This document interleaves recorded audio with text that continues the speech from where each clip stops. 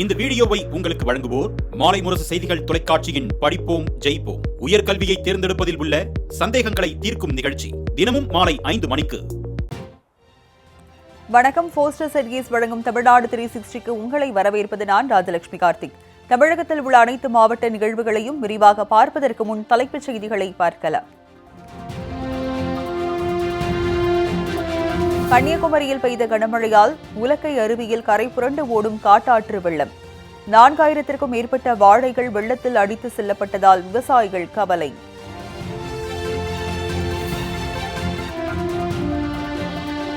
திண்டுக்கல்லில் அரசு பள்ளியில் இருந்த ஜன்னல் கதவுகளை தென்காசியில் எடுத்து சென்ற ஒப்பந்ததாரர். 9 மாதங்களாக வகுப்பறைகளை சீரமைக்காத ஒப்பந்ததாரர் மீது நடவடிக்கை எடுக்க கோரிக்கை.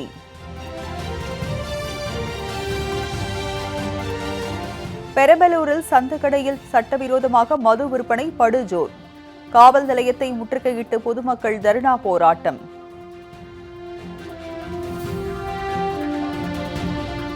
கோடை காலம் எதிரொலியாக 1 கிலோ தக்காளி 3 ரூபாய்க்கு விற்பனை.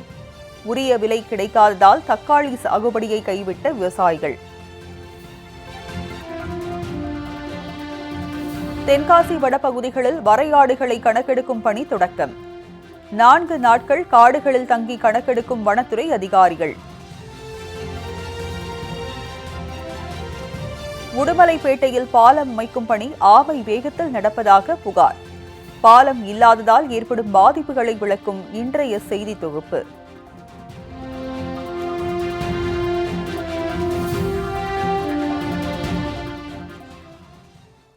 இனி செய்திகளை விரிவாக பார்க்கலாம். கனமழை காரணமாக உலக்கை அருவியில் வெள்ளப்பெருக்கு ஏற்பட்ட நிலையில் 4000த்திற்கும் மேற்பட்ட வாழை மரங்கள் காட்டாற்று வெள்ளத்தில் இழுத்து செல்லப்பட்டன. கன்னியாகுமரி மாவட்டத்தின் பல்வேறு பகுதிகளில் கடந்த 10 நாட்களாக மழை பெய்து வருகிறது. பெரும்பாலும் மாலை நேரத்தில் பெய்யத் தொடங்கும் மழை இரவு வரை நீடித்து வந்தது. மேற்கு தொடர்ச்சி மலைப்பகுதிகளில் பெய்த கனமழையால் பூதப்பாண்டி அருகே உள்ள உலக்கை அருவியில் காட்டாற்று வெள்ளம் கரை புரண்டு ஓடியது.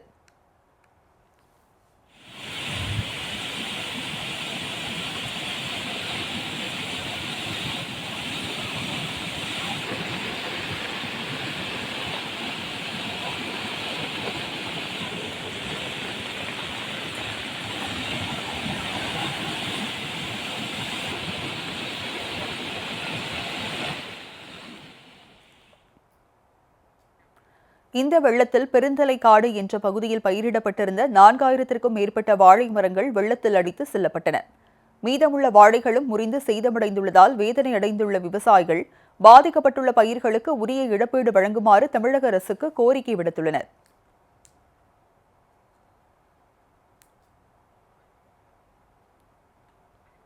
திண்டுக்கல்லில் அரசு பள்ளியில் இருந்த ஜன்னல் கதவுகளை உடைத்து சென்ற ஒப்பந்ததாரர் மீது நடவடிக்கை எடுக்குமாறு கோரிக்கை எழுந்துள்ளது.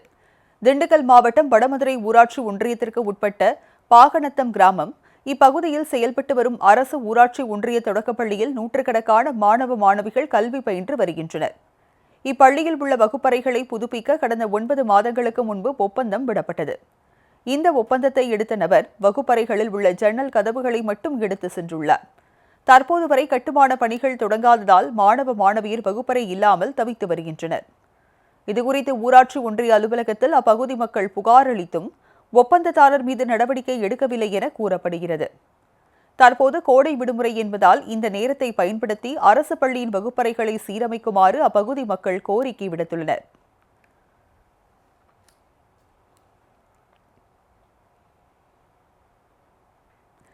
பெரம்பலூரில் சந்துக்கடை மது விற்பனையை தடுத்து நிறுத்த வலியுறுத்தி பொதுமக்கள் காவல் நிலையத்தை முற்றுகையிட்டனர். பெரம்பலூர் அருகே எளம்பலூர் ஊராட்சிக்கு உட்பட்ட எம்ஜிஆர் நகரில் சந்தக்கடையில் மது விற்பனை படுஜோராக நடைபெறுவதாக கூறப்படுகிறது. அதே பகுதியை சேர்ந்த காபராஜ் என்பவர் சட்டவிரோத மது விற்பனையை செய்து வருவதாகவும் அவர் மீது போலீசார் நடவடிக்கை எடுப்பதில்லை என்றும் எம்ஜிஆர் நகர் மன்ற மக்கள் குற்றம் சாட்டி வருகின்றனர். இந்நிலையில் எம்ஜிஆர் நகரை சேர்ந்த பொதுமக்கள் பெரம்பலூர் நகர காவல் நிலையத்தை முற்றுகையிட்டு தர்ணா போராட்டத்தில் ஈடுபட்டனர். சட்டவிரோத மது விற்பனையில் ஈடுபடும் காமராஜ் மீது கடுமையான நடவடிக்கை எடுக்க கோரி அவர்கள் முழக்கங்களை எழுப்பினர். இறங்க போய் குடிச்சிட்டு வந்து அந்த பெண்களை அவங்க வீட்டில் டார்ச்சல் கொடுக்கறனால தான் அந்த பொண்ணு இறந்ததை மறுபடியும் நாங்கள் போய் ஊர் மக்கள் எல்லாம் சேர்ந்து நிப்பாட்டுன்னு போய் நாங்கள் பிரச்சனை பண்ணவும் நிப்பாட்டாரு. கொஞ்ச நாள் இருந்துட்டு இப்போ மறுபடி அவர் ஆரம்பித்து மறுபடி விற்கிறாரு.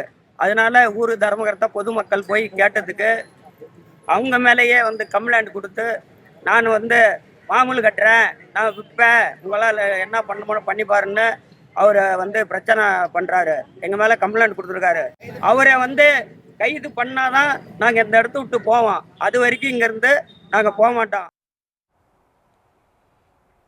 தென்காசியில் இருந்து மதுரைக்கு போறவங்க மட்டும் பேருந்தில் ஏறுங்க என்று பயணிகளிடம் நடத்துனர் அடாவடியாக பேசிய வீடியோ வெளியாகி அதிர்ச்சியை ஏற்படுத்தியுள்ளது.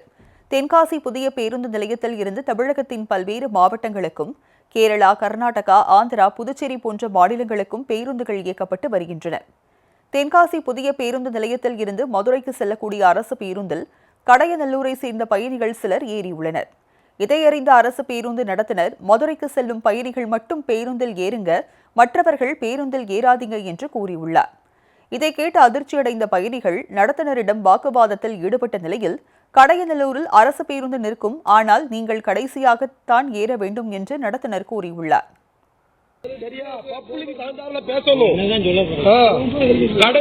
மதுரைக்காரங்க மட்டும்தான் ஏறணுமா, மற்றவங்களும் நிக்கணுமா? அப்படி போட்டு எழுதி போட வேண்டியதானங்க, எழுதி போட வேண்டியதானே? நீங்க எங்க நீங்க எழுதி அப்படி ஏறிக்கோங்க. அவங்களா யாரு நின்றுதான் போகணுமா? ஏற்றி போன என்ன இது? நாங்க உட்கார்ந்து போக வேண்டாமா?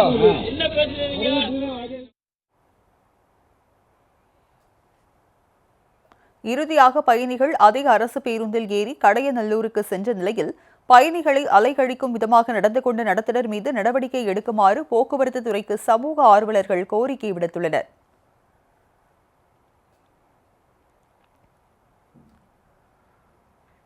மேட்டூரில் நடந்த குறைதீர்ப்பு கூட்டத்தில் அரசு அதிகாரிகள் கோரிக்கைகளை கண்டுகொள்ளாமல் செல்போனில் மூழ்கியதால் விவசாயிகள் வேதனையடைந்துள்ளனர். சேலம் மாவட்டம் மேட்டூர் கோட்டாட்சியர் அலுவலகத்தில் மாதாந்திர விவசாயிகள் குறைதீர்ப்பு கூட்டம் நடைபெற்றது.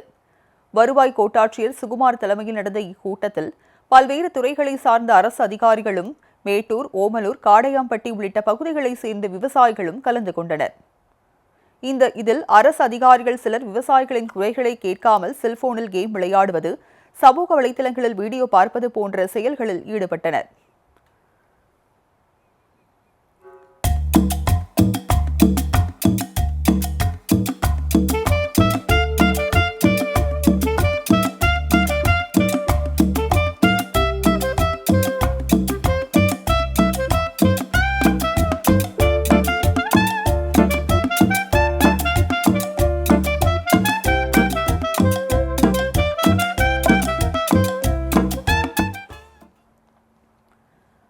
அரசு அதிகாரிகளின் செயல்களால் அதிருப்தி அடைந்த விவசாயிகள் குறைதீர்ப்பு கூட்டங்கள் கடமைக்கு நடத்தப்படுவதாகவும் பெறப்படும் மனுக்களுக்கு அதிகாரிகள் தீர்வு காண நடவடிக்கை எடுப்பதில்லை என்றும் குற்றம் சாட்டினர். இன்று மேட்டூர் சார் ஆட்சியர் அலுவலகத்தில் மாதாந்திர விவசாயிகள் குறைதீர்க்கும் கூட்டம் நடைபெறுவதாக நேற்று அறிவித்திருந்தார்கள். நாங்கள் அதில் கலந்து கொண்டோம். அதில் அதிகாரிகள் எங்கள்கிட்ட குறைகள் மட்டும் கேட்குறாங்களா ஒழியோ, நாங்கள் சொல்கிற குறைகள் அவங்க நிவர்த்தியே பண்ணுறதில்ல. ஏதோ கடமைக்கு வரமா, மீட்டிங் நடத்தணுமா, போகணுமா அப்படின்னு தான் இருக்கிறாங்களா ஒழிய, யாருமே அதிகாரிங்க சரியான பதில் கொடுக்குறதில்ல, முக்கியத்துவம் எங்களுக்கு கொடுக்குறதில்ல. அந்த மாதிரி இல்லாமல் இந்த கோட்டா அளவில் நடக்கிற விவசாயிகள் கொடுக்குற குறைகளை ஆக்கப்பூர்வமாக அவங்களுக்கு தீர்வு பண்ணி கொடுத்தா தான் நல்லா இருக்கும், விவசாயிகளுக்கு பிரயோஜனமாக இருக்கும்.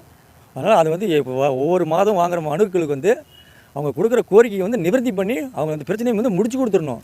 சும்மா ஏதோ ஃபார்மாலிட்டிக்காக பண்ணிகிட்டு இருந்தால் இது பிரயோஜனம், எங்களுக்கு விவசாய பிரயோஜனம் இல்லை, அவங்களுக்கு பிரயோஜனம் இல்லை. போச்சம்பள்ளி பகுதிகளில் தக்காளி விலை கடும் வீழ்ச்சி ஏற்பட்டுள்ளதால் விவசாயிகள் வேதனையடைந்துள்ளனர். கிருஷ்ணகிரி மாவட்டம் போச்சம்பள்ளி பகுதியில் உள்ள திருவயலூர், மேட்டுப்புலியூர், தாதம்பட்டி, சந்தூர், குள்ளம்பட்டி உள்ளிட்ட பல கிராமங்களில் விவசாயிகள் 1000 ஏக்கருக்கு மேல் தக்காளி சாகுபடி செய்துள்ளனர். கோடை காலம் என்பதால் தக்காளி விளைச்சல் அதிகரித்துள்ள நிலையில் மண்டிகள் மற்றும் சந்தைகளில் வரத்து அதிகரிப்பால் தக்காளி விலை கடுமையாக விலை வீழ்ச்சி அடைந்துள்ளது. 1 கிலோ தக்காளி 3 ரூபாய் முதல் 5 ரூபாய் வரை விவசாயிகளிடம் வியாபாரிகள் கொள்முதல் செய்கின்றனர். தக்காளி சாகுபடி செய்ய ஆகும் செலவு, பராமரிப்பு செலவு, தக்காளி பறிப்பதற்கான செலவு என பார்த்தால் 1 கிலோ குறைந்தது 10 ரூபாய் என விற்பனை ஆனால்தான் கட்டுப்படி ஆகும் என விவசாயிகள் வேதனை தெரிவிக்கின்றனர். மேலும் மார்க்கெட்டில் விற்பனையாகாத தக்காளியை சில இடங்களில் குப்பையில் கொட்டி வரும் அவல நிலையும் ஏற்பட்டுள்ளது.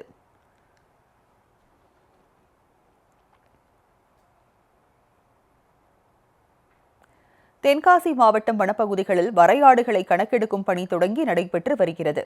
தென்காசியில் கடையநல்லூர், சிவகிரி, புளியங்குடி, குற்றாலம் உள்ளிட்ட வனச்சரகங்கள் உள்ளன. இந்த வனச்சரகங்களுக்கு உட்பட்ட 13 இடங்களில் வரையாடு கணக்கெடுக்கும் பணி தொடங்கியது.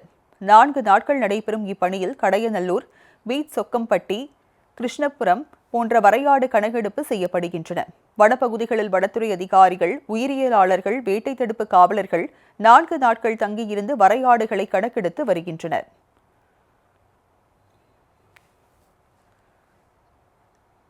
கன்னியாகுமரியில் பெய்த கனமழை காரணமாக சாலைகளில் மழைநீர் குளம் போல் தேங்கியதால் வாகன ஓட்டிகள் கடும் அவதியடைந்தனர். கன்னியாகுமரி மாவட்டம் காளிகேசம், கீரிப்பாறை உள்ளிட்ட பகுதிகளில் சுமார் 1 மணி நேரத்திற்கு மேலாக கனமழை வெளுத்து வாங்கியது. இதனால் அப்பகுதியில் உள்ள சாலைகளில் மழைநீர் வெள்ளப்பெருக்கெடுத்து ஓடியது. குறிப்பாக கீரிப்பாறை, தடிகாரன் கோணம் சாலையில் மழைநீர் கரை புரண்டு ஓடியது. மழைநீரால் சாலையில் பயணிக்க முடியாமல் வாகன ஓட்டிகள் பரிதவித்ததால் அப்பகுதியில் அரை மணி நேரத்திற்கு மேலாக போக்குவரத்து பாதிக்கப்பட்டது. நல்லா இழுக்கும்.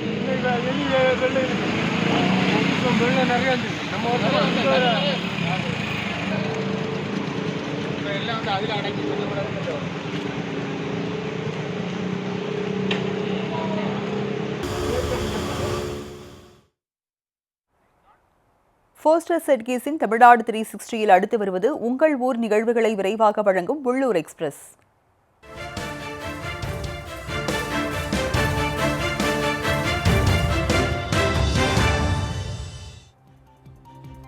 மயிலாடுதுறை மாவட்டம் சீர்காழி அருகே புதிதாக கட்டப்பட்டு பயன்பாட்டில் இல்லாத பொது கழிவறையை திறக்க வேண்டும் என பயணிகள் கோரிக்கை விடுத்துள்ளனர். சீர்காழி சுற்றுவட்டார பகுதிகளில் பல்வேறு திருத்தலங்கள் உள்ளதால் இங்கு நாள்தோறும் ஏராளமான பக்தர்கள் வருகை தருவது வழக்கம். இந்நிலையில் ரயில் நிலையத்திற்கு வரும் பயணிகளுக்கு போதிய கழிப்பறை வசதி இல்லாததால் கடும் அவதியடைந்து வருவதாக புகார் தெரிவிக்கும் மக்கள் புதிதாக கட்டப்பட்டு பயன்பாட்டில் இல்லாத பொது கழிவறையை திறக்க வைக்க கோரிக்கை வைத்துள்ளனர்.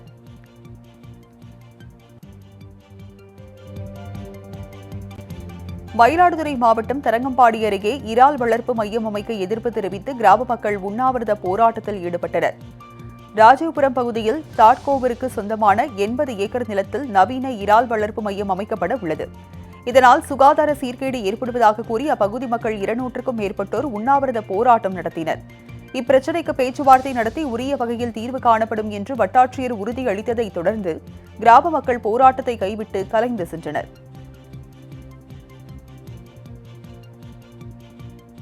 செங்கல்பட்டில் குழந்தையின் தலையில் அலுமினிய பாத்திரம் மாட்டிக்கொண்டதால் பரபரப்பு ஏற்பட்டது. சின்ன மணிக்காரர் தெருவை சேர்ந்த விஜயகுமார் என்பவருக்கு 5 வயது மகள் உள்ளார். வீட்டில் தனியாக விளையாடிக் கொண்டிருந்த விஜயகுமாரின் குழந்தையின் தலையில் எதிர்பாராத விதமாக அலுமினிய பாத்திரம் மாட்டிக்கொண்டது. பெற்றோர் முயற்சித்தும் பாத்திரத்தை அகற்ற முடியாததால் அவர்கள் தீயணைப்புத் துறையிற்கு தகவல் தெரிவித்தனர். இதைத் தொடர்ந்து அங்கு வந்த தீயணைப்புத் துறையினர் வீரர்கள் பத்திரமாக பாத்திரத்தை வெட்டி எடுத்து குழந்தையை மீட்டனர். மயிலாடுதுறை மாவட்டம் சீர்காழி அருகே உள்ள தேசிய நெடுஞ்சாலையில் சீமை கருவேல மரங்கள் சாலையின் இருபுறமும் ஆக்கிரமித்து வளர்ந்துள்ளதால் வாகன ஓட்டிகள் மற்றும் பொதுமக்கள் அச்சத்துடனேயே பயணிக்கின்றனர். சட்டநாதபுரம் ஊராட்சி வழியே உள்ள பிரதான சாலையான தேசிய நெடுஞ்சாலையில் 24 மணி நேரமும் வாகனங்கள் சென்று வரும் நிலையில் சுமார் 2 கிலோமீட்டர் தொலைவிற்கு சாலையின் இருபுறமும் சீமை கருவேல மரங்கள் அடர்ந்து வளர்ந்துள்ளன. இதனால் அச்சத்துடனேயே பயணிப்பதாக தெரிவிக்கும் மக்கள் கருவேல மரங்களை விரைந்து அகற்ற கோரிக்கை விடுக்கின்றனர்.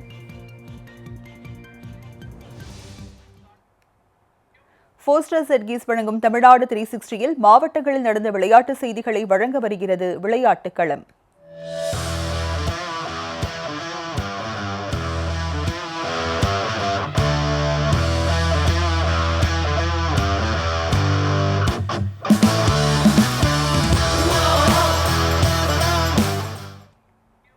திருப்பத்தூர் அருகே சித்திரை திருவிழாவை முன்னிட்டு மஞ்சுவிரட்டு போட்டி வெகு விமரிசையாக நடைபெற்றது. சிவகங்கை மாவட்டம் திருப்பத்தூர் அருகே கண்டர மாணிக்கத்தில் மாணிக்க நாச்சியம்மன் திருக்கோயில் அமைந்துள்ளது. இக்கோயிலில் சித்திரை திருவிழா நடைபெறுவதை முன்னிட்டு 116வது ஆண்டாக மஞ்சுவிரட்டு போட்டிக்கு ஏற்பாடு செய்யப்பட்டது. இதில் மதுரை, விருதுநகர், சிவகங்கை, ராமநாதபுரம், புதுக்கோட்டை, திருச்சி, தஞ்சாவூர் உள்ளிட்ட மாவட்டங்களில் இருந்து அழைத்து வரப்பட்ட 300 காளைகள் பங்கேற்றன. இதைத் தொடர்ந்து வாடிவாசலில் இருந்து சீறி பாய்ந்த காளைகளை வீரர்கள் திமிலை பிடித்து அடக்கினர். இப்போட்டியில் மாடுமுட்டி பார்வையாளர் உட்பட 62 பேர் காயமடைந்த நிலையில் 10 பேர் மேல் சிகிச்சைக்காக அருகில் உள்ள அரசு மருத்துவமனையில் அனுமதிக்கப்பட்டனர். விறுவிறுப்பாக நடந்த மஞ்சுவிரட்டு போட்டியை சுற்றுவட்டார பகுதிகளைச் சேர்ந்த ஆயிரக்கணக்கான பொதுமக்கள் ஆரவாரத்துடன் கண்டுகளித்தனர்.